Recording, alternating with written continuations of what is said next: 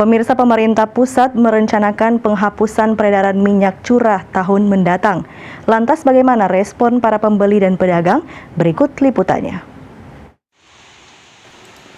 Pemerintah pusat berencana menghapuskan peredaran minyak goreng curah di masyarakat mulai 1 Januari 2022 mendatang. Kebijakan ini diterapkan untuk menjaga harga minyak goreng tetap terkendali.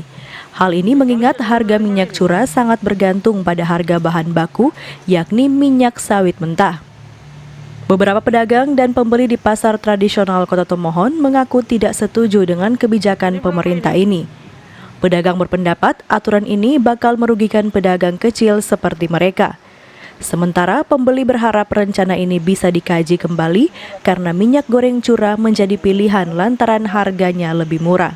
Siang, tentunya kami selaku pedagang di pasar Kota Tomohon sangat keberatan jika minyak goreng atau minyak curah ditiadakan.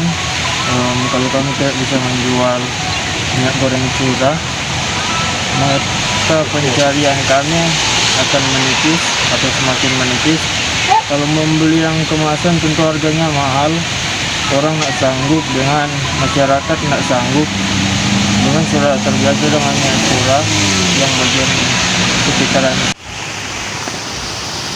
Ya, tentu ini minyak kelapa yang paling murah kalau di pasaran.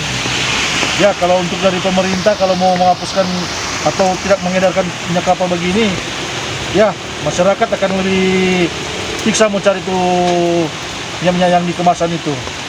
Yang begini yang lebih cepat, yang maupun lebih murah untuk masyarakat yang mau pakai. Sesuai peraturan Menteri Perdagangan nomor 36 tahun 2020 pasal 27, minyak goreng curah masih bisa diperdagangkan sampai 31 Desember 2021 atau akhir tahun ini. Queen Simato melaporkan untuk Kawan Nua TV.